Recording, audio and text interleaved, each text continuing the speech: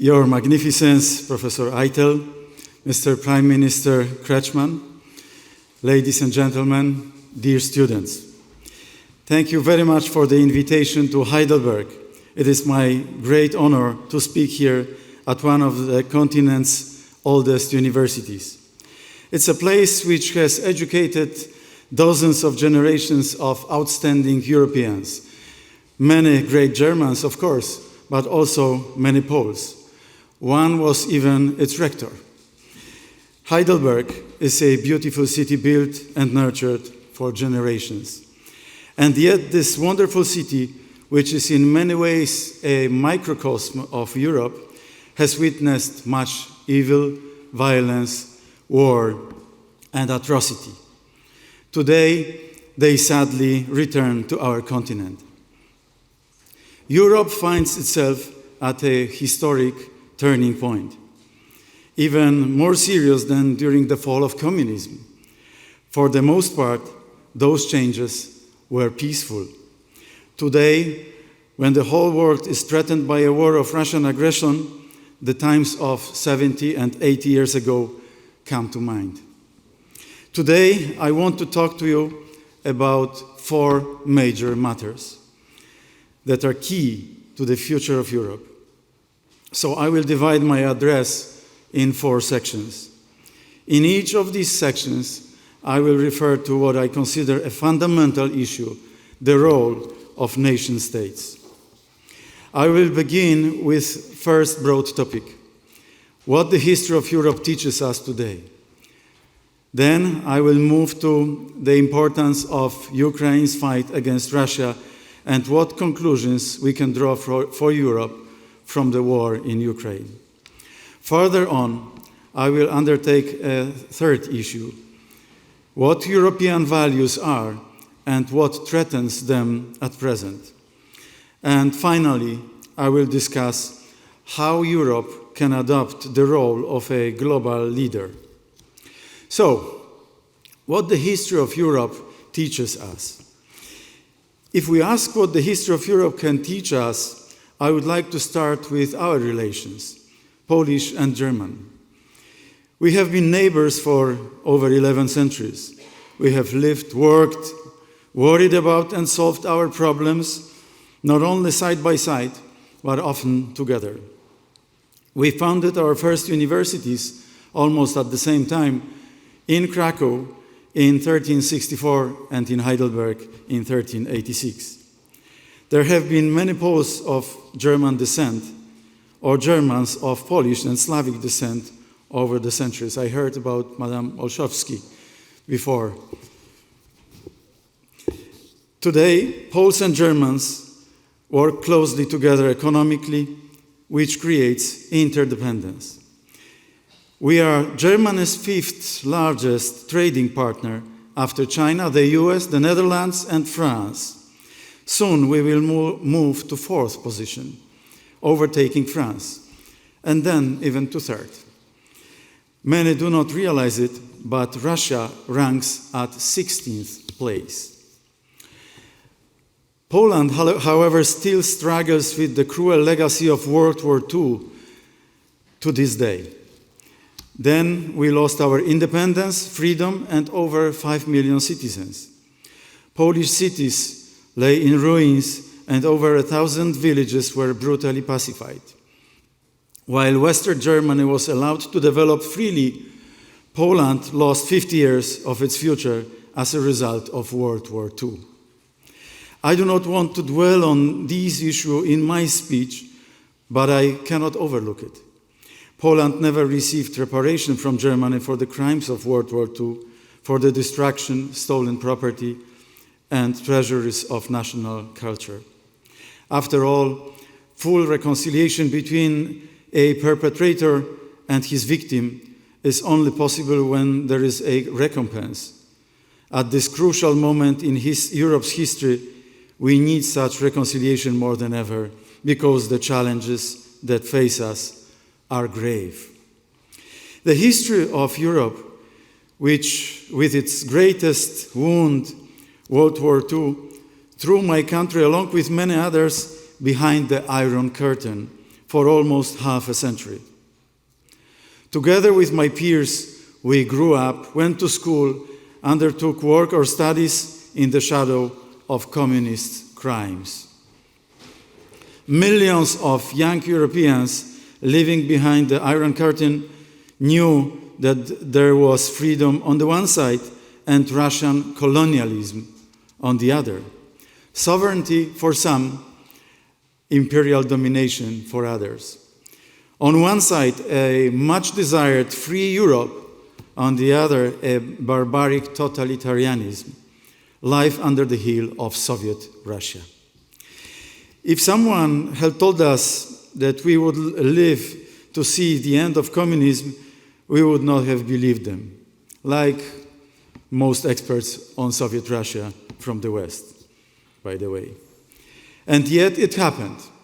Polish solidarity, Solidarność, the war in Afghanistan, Pope John Paul II, and tough stance of the US during the Reagan era led us to the fall of criminal communism. The time of democracy had come. Today, I would like to emphasize the role of sovereignty of the nation state in maintaining the freedom of nations.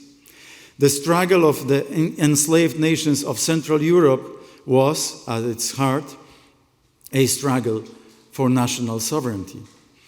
This matter united all patriots across the political spectrum because we believed that our rights and liberties could only be safeguarded within the context of regained sovereign states.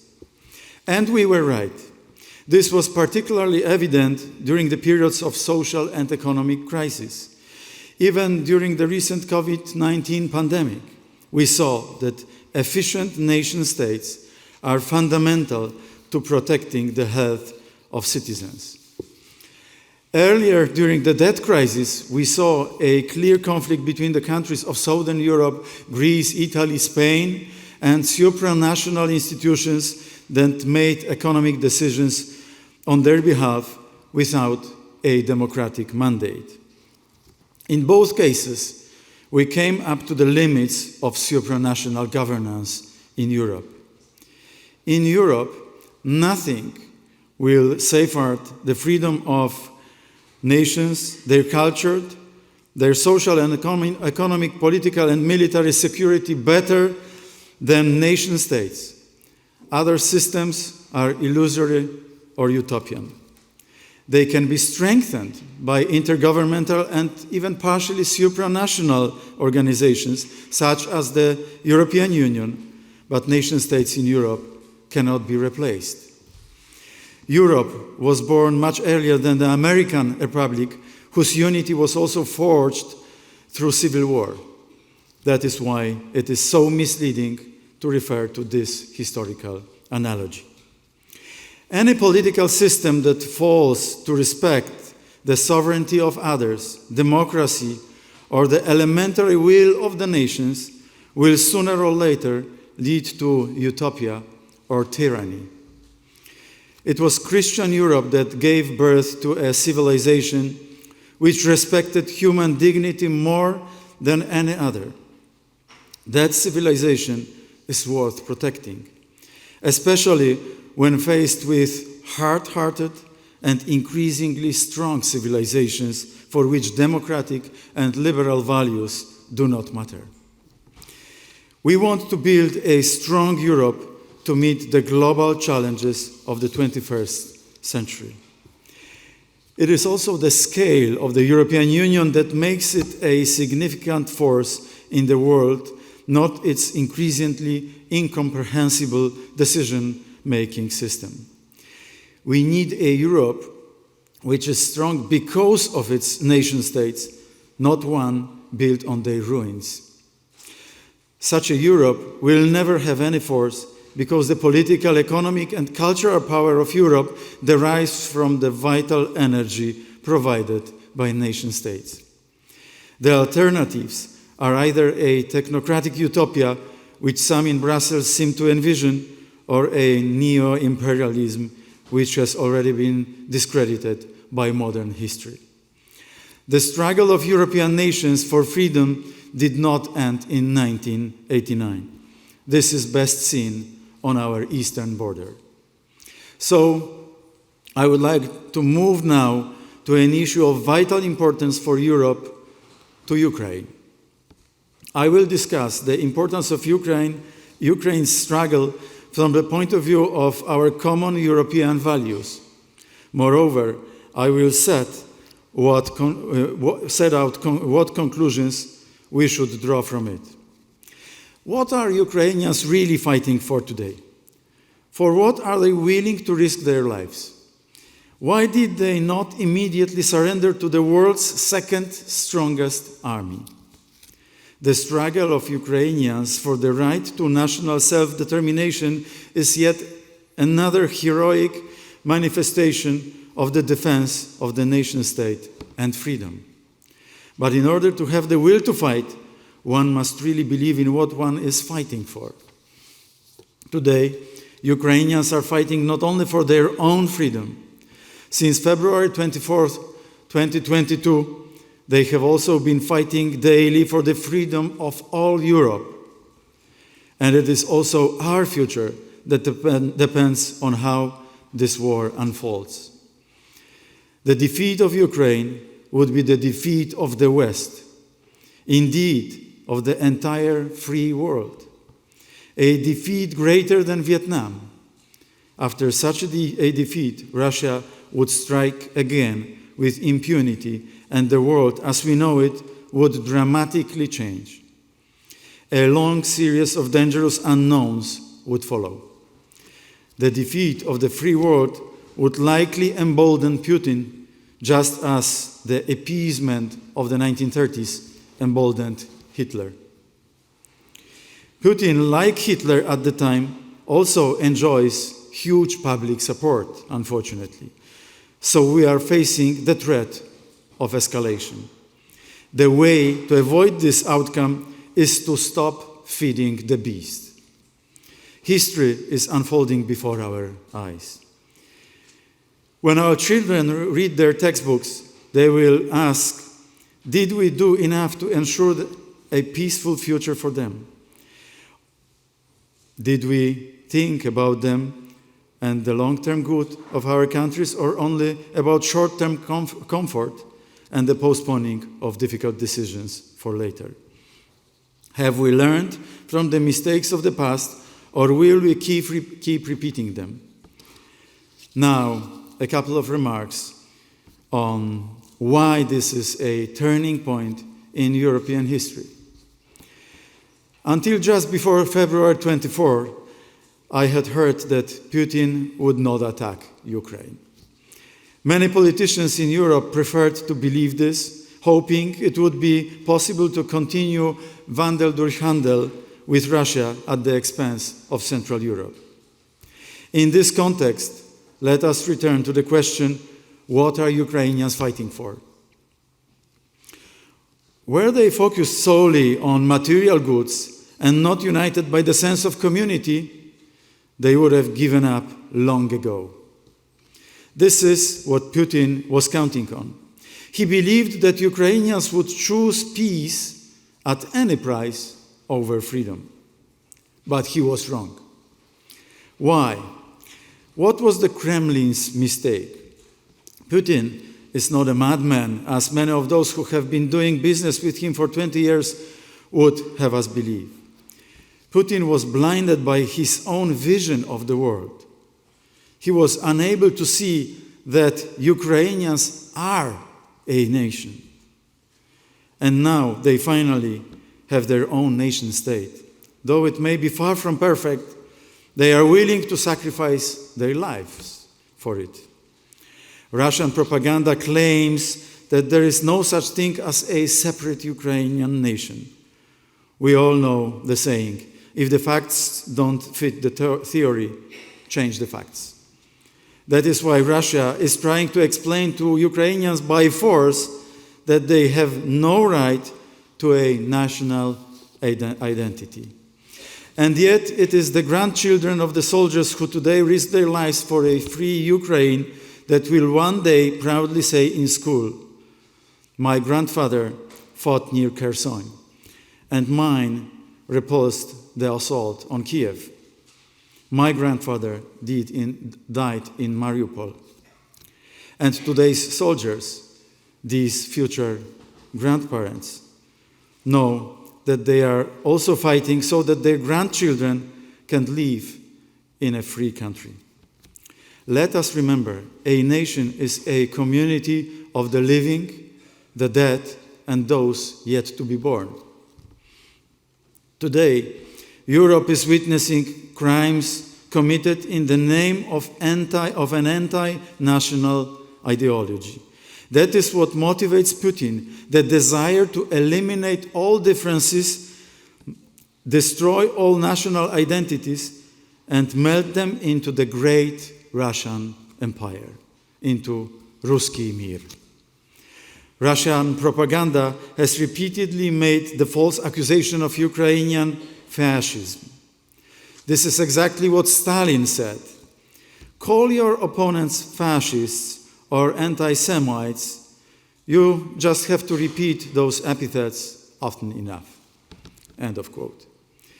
It must be said clearly, a fascist is someone who wants to destroy other nations. It is someone who violates human rights and tramples on human dignity. The fascist today is Vladimir Putin and all accomplices of Russian aggression. As Europeans, we have a duty to oppose Russian fascism. This is what European identity is all about.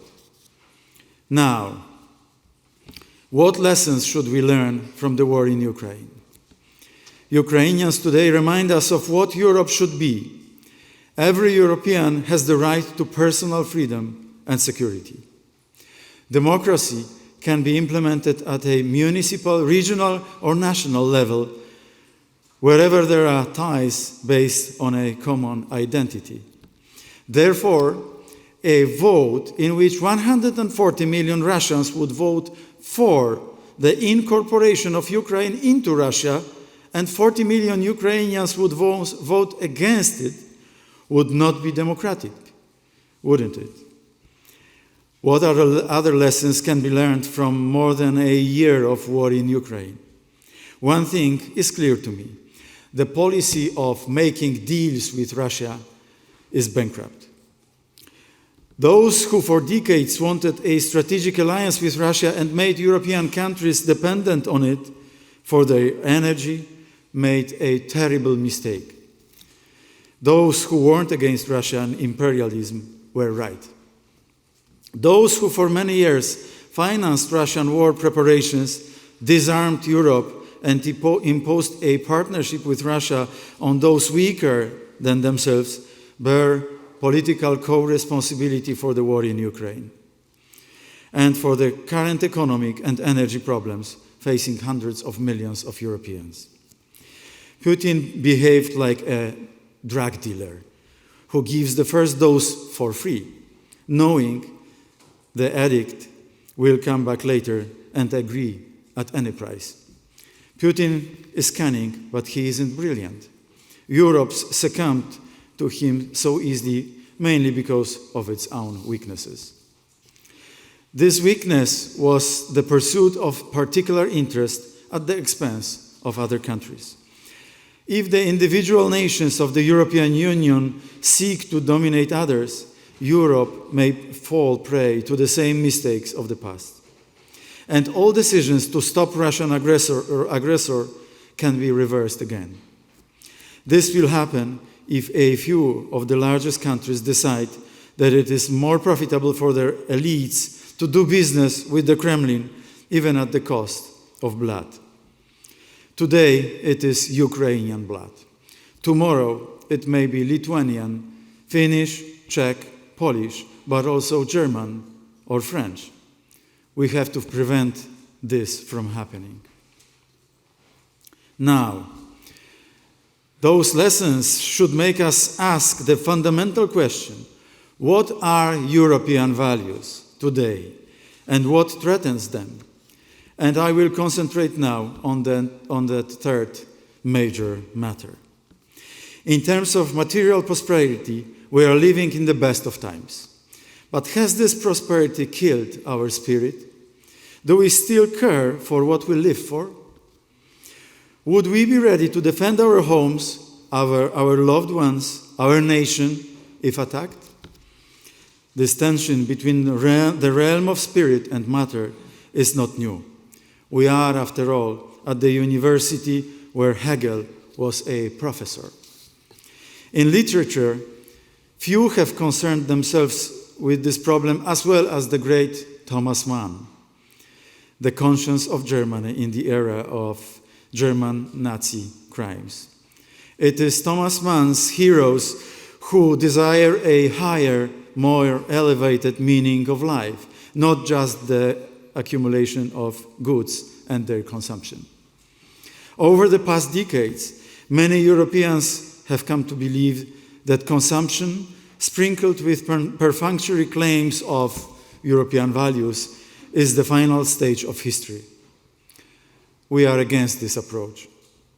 Smacking others with the whip of European values without agreeing on their definition or understanding what changes must be made by particular countries is precisely, in Thomas Mann's sense, self-destructive for the European Union. Once the symbol of Europe was the ancient agora, a place where every citizen could speak on equal terms. Today, all too often, the European agora is replaced by the offices of Brussels institutions where decisions are made behind closed doors.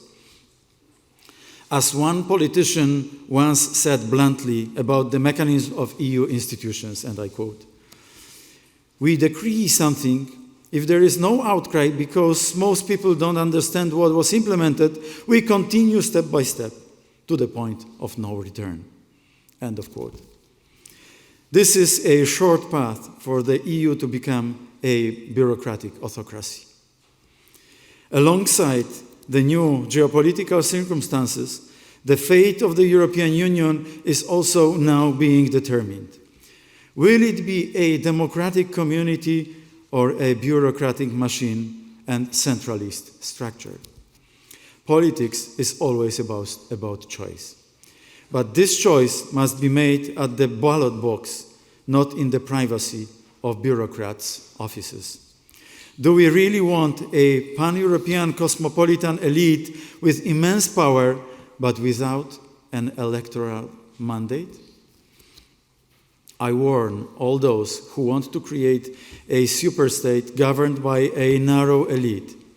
If we ignore cultural differences, the outcome will be the weakening of Europe and a series of revolts, perhaps even a new springtime of nations, like the one in 1848. At the time, Germans made a huge effort to build a united state. They had to wait 20 years for its political results, but they were victorious. Today, we face a similar dilemma. If the rulers of Europe, like the Metternich-type aristocrat of that time, prefer the power of elites and the top-down imposition of their values, they will ultimately meet resistance. It may come sooner or later, but it is inevitable. So, what are European values? And more importantly, what is Europe? Its history did not begin a few decades ago. Europe is more than 2 millennia old. Europe grows out of the heritage of the ancient Greek, Romans, and Christianity. These are our roots. We grow from them. We cannot cut ourselves off from them. There is no Europe without soaring Gothic cathedrals nor the edifices of universities. Europe has always soared on the wings of faith and reason. And the university model of education that was created in Europe has spread all over the world. And we are proud of it. This happened because the European University was a space for discussion and clash of opposing ideas, the most conducive environment for discovering the truth. There should be no place in Europe for censorship or ideological indoctrination. We have already gone through this in the past when the communist authorities told us what to think. This was also experienced by Germans in the times of Hitler, when the books were burned. Europe should be a cathedral of good and a university of truth. Europe should be a cathedral of good and a university of truth. Here too, it is worth highlighting that various bans, arbitrary decisions on what can and cannot be presented within the walls of universities, as well as political correctness, undermine the eternal mission of the academy, the search for truth. And just as we protect our material heritage, we should also protect our spiritual heritage, which consists of citizens of different cultures and linguistic tradition. Europe's strength over the centuries has been its diversity. We share common values, but each nation has its own identity. Gleichschalten, Uravnilovka is a road to nowhere. Germany and France are two central players in Europe. In the 75 years between 1870 and 1945, they fought 3 wars. Only after the last one was reconciliation achieved. This reconciliation bears fruits today in the special political relations between Berlin and Paris. This special mutual sensitivity to the rationales and sensitivities of the two capitals grew out of a tragic past. For the sake of European balance, but also because of a much more tragic past, the same model of mutual sensitivity to the rationale and interest of Warsaw is needed. Today, we do not have a sense of this sensitivity in Warsaw. The foundation for the reconciliation was laid by two great Europeans, Charles de Gaulle and Konrad Adenauer. Both wanted to build a lasting peace in Europe. They understood that mutual respect and awareness of each other's roots were prerequisites for cooperation. Chancellor Adenauer said, and I quote, "If we now turn away from the sources of our European civilization, born of Christianity, it is impossible for us not to fail in trying to rebuild the unity of European life. This is the only effective means of maintaining peace." End of quote. General de Gaulle was also deeply aware both of Europe's great cultural heritage and the horrors of internal war. De Gaulle said, "Dante, Goethe, Chateaubriand all belonged to Europe to the extent that they were respectively and eminently Italian, German, and French. They would not have been much use to Europe if they had been stateless and if they thought written in some kind of Esperanto or Volapük." End of quote. Our basic identity is national identity. I am a European because I am a Pole, a Frenchman, a German, not because I deny my Polishness or Germanness. The attempt in Europe today to eliminate this diversity, to create a new man uprooted from his national identity, means undercutting the roots and sawing off the branch on which we sit. Be warned, we can easily fall down. Strong cultures around us and harsh dictatorships from other corners of the world are waiting for this. They would surely be happy to see Europe fall into insignificance. Would we want all Europeans to forget their language and speak only in Volapük? I wouldn't. Some people try to negate Europe's contribution to the development of the world because they only see the dark sides of history. And indeed, countries responsible for exploitation and colonialism, imperialism and terrible crimes like German Nazis and Russian communism like crimes in the colonies, should make amends for their own pasts. This is part of our European DNA, the pursuit of truth and justice. But historical Europe is not only a source of shame for us. All of today's amazing scientific development and prosperity is, one might say, Europe's offspring. The way forward for Europe is also not political McDonaldization. It requires drawing on its own diversity. The attempt to artificially unify Europe in the name of abolishing national and political differences will in practice lead to chaos and conflict among Europeans. It is cooperation combined with competition that is the best way for Europe to succeed in the global world. Millions of people from all over the world visit Paris, Rome, Cologne, Madrid, Krakow, London, or Prague every year. The richness of these beautiful cities and the power of their attraction stem from the fact that each of them has its own unique identity. We don't want a Europe that gives an ultimatum. Either you voluntarily cure your nationality, or we will apply all kinds of political and economic pressure on you to do so. Poland has taken in millions of refugees in recent months. Ukrainians have found shelter in our homes. Our understanding of European values certainly includes support for a neighbor in need. However, we received minimal help. And in this context, we see different treatment of countries in the same situation. And this is the definition of discrimination, isn't it? Poland experiences this discrimination also due to a complete lack of understanding of the reforms that a country emerging from post-communism, first communism and then post-communism, needed to make. Due to involvement of European institutions in internal disputes of a member state under the slogan of defending the rule of law. I want to make it absolutely clear here.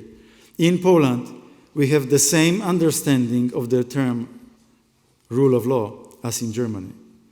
And there are very few things I am as sure as I am about the fact that my political camp defends the rule of law to a much greater extent than was the case in the first 25 years after 1989.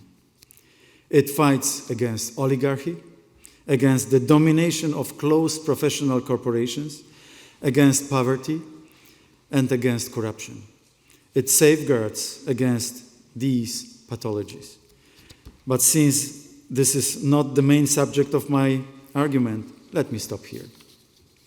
In a deeper sense, the dispute today is between the sovereignty of states and the sovereignty of institutions, between the democratic power of the people at a grassroots level and the top-down imposition of power by a narrow elite.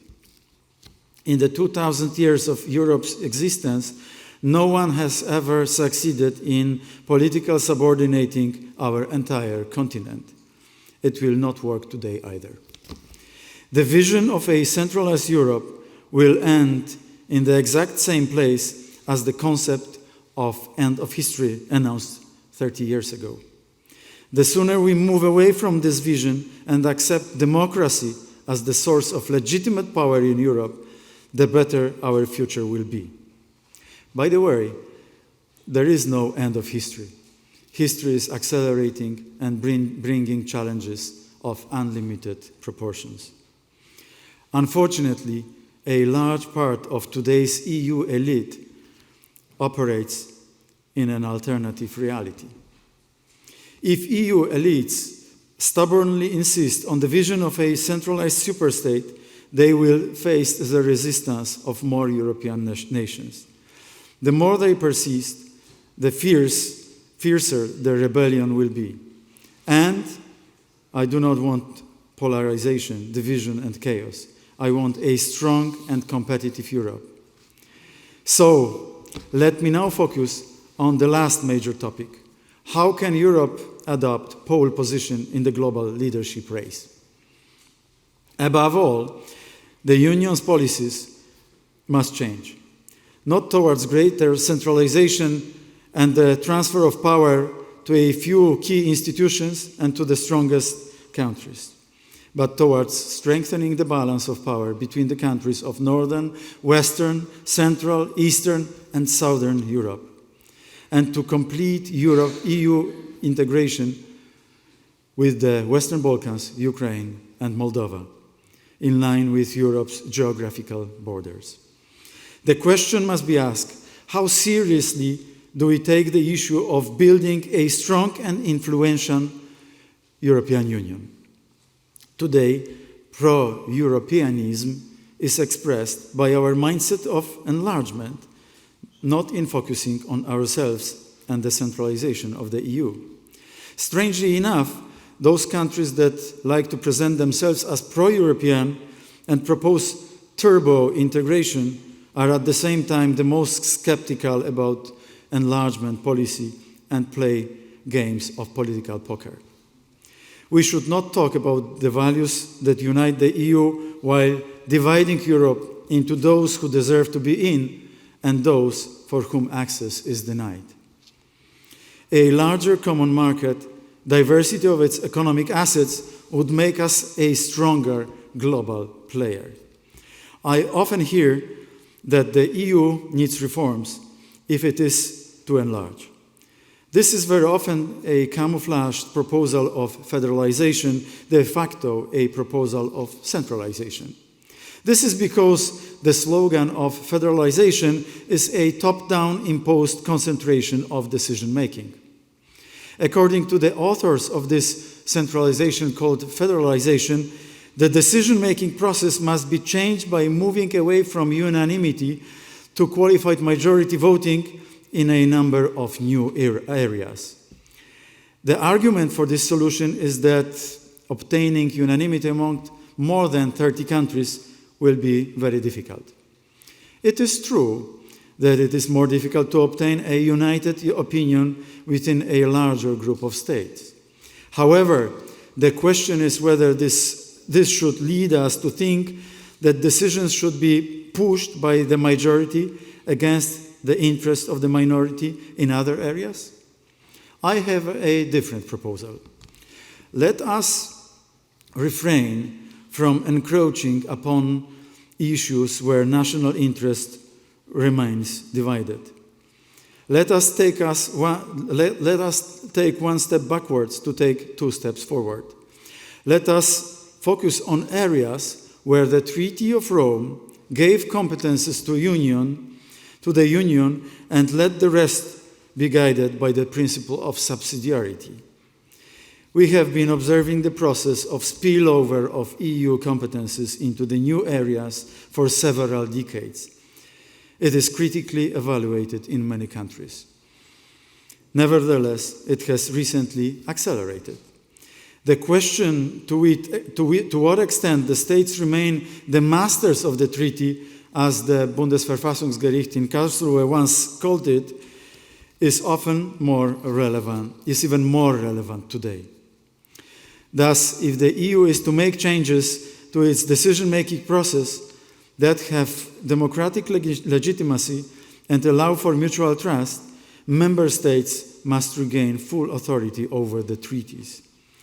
They cannot relinquish decision-making power to headquarters in Brussels and coalitions of power.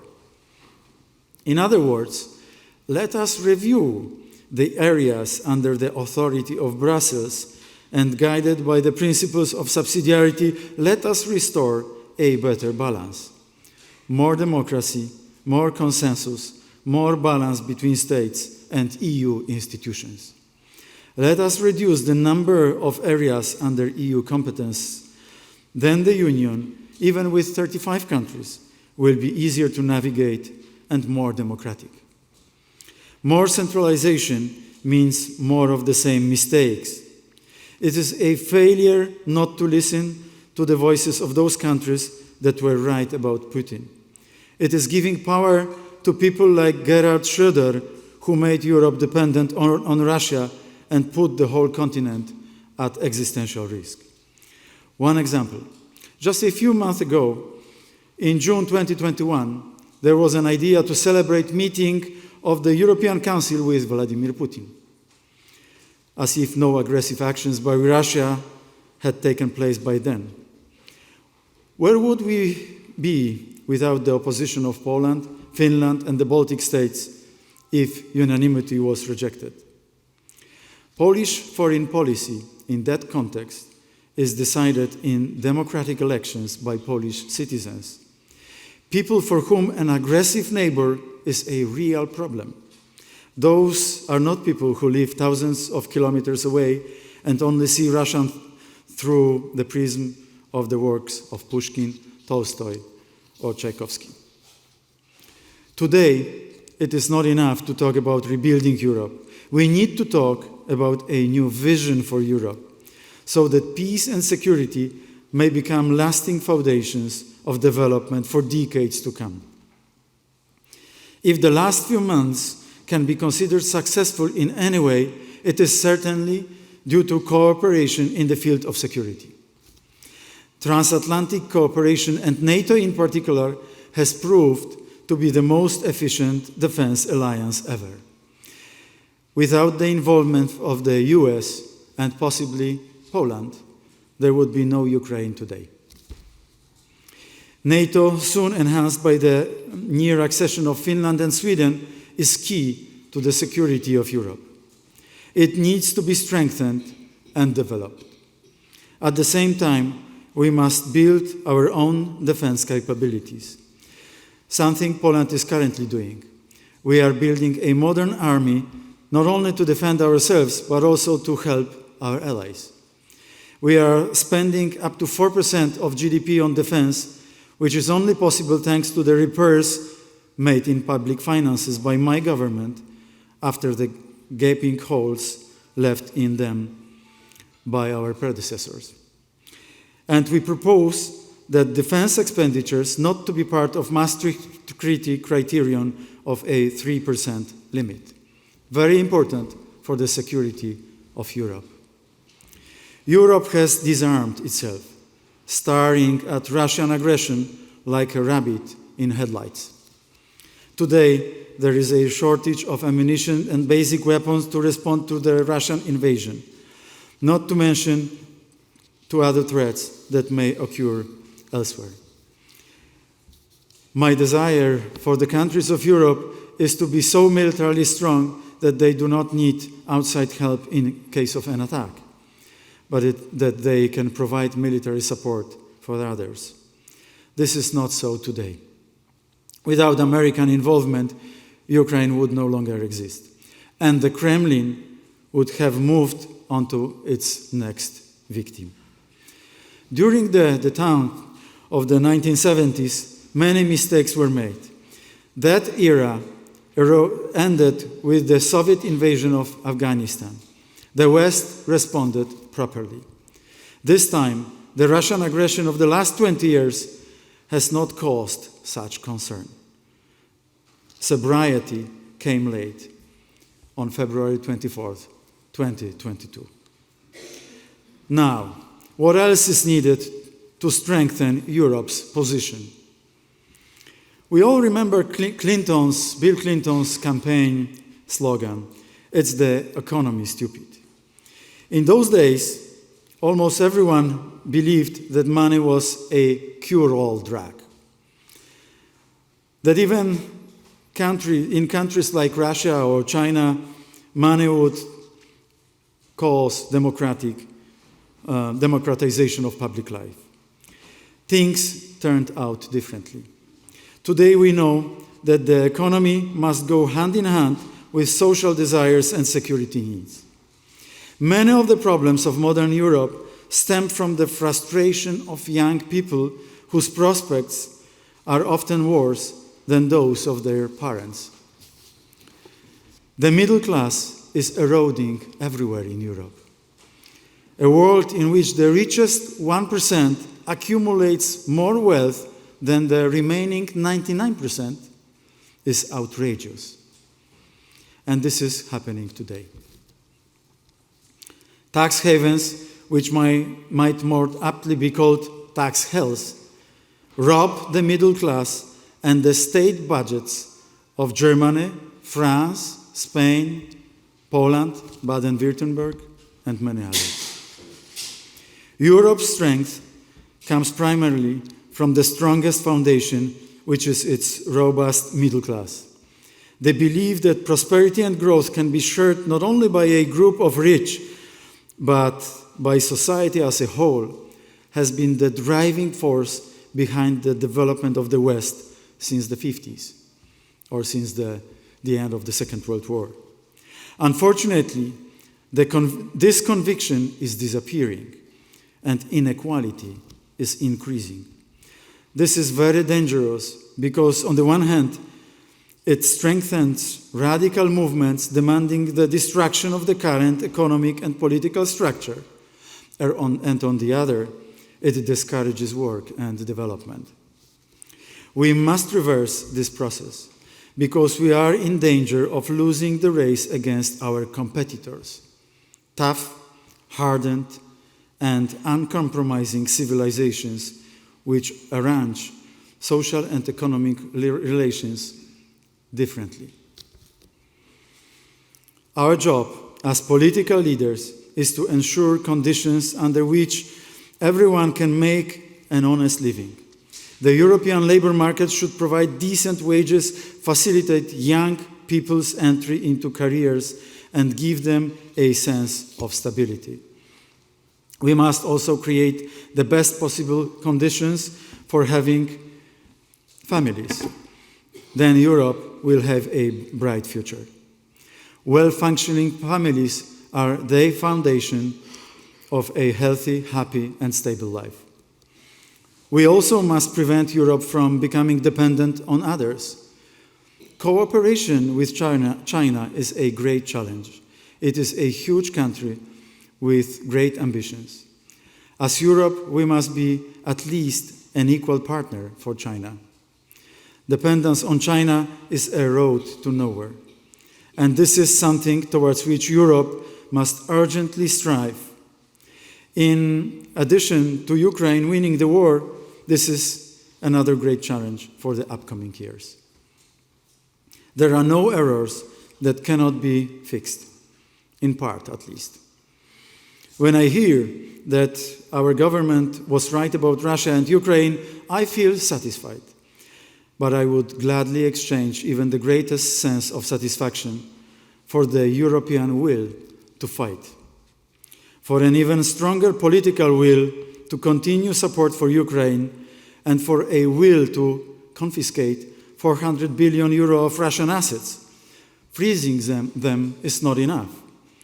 Russia must answer for its crimes and the material destruction it has caused. Brutal aggressors must know that sooner or later their country will pay for the losses caused by violence. Today, I call again on all the leaders of Europe. It is time for the full and permanent confiscation of Russian assets, to rebuild Ukraine and to reduce energy costs for European citizens. Europe is much stronger than Russia. In addition to our potential, we need to have the will to use it. If we let Russia win this war, we risk more than just losing Ukraine. We risk marginalizing our entire continent. The basic conclusion is simple. In the world, only strong, efficient, self-confident countries count. Putin attacked Ukraine because he considered Europeans to be on their last legs, weak and idle. 1 year later, we see that he was wrong, at least in part. Europe is not yet lost, as long as we still live, but she is not yet victorious. Ladies and gentlemen, at the beginning, I mentioned that many Poles also graduated from the University of Heidelberg, doctors, lawyers, philosophers. One of them was our great poet, Adam Asnik.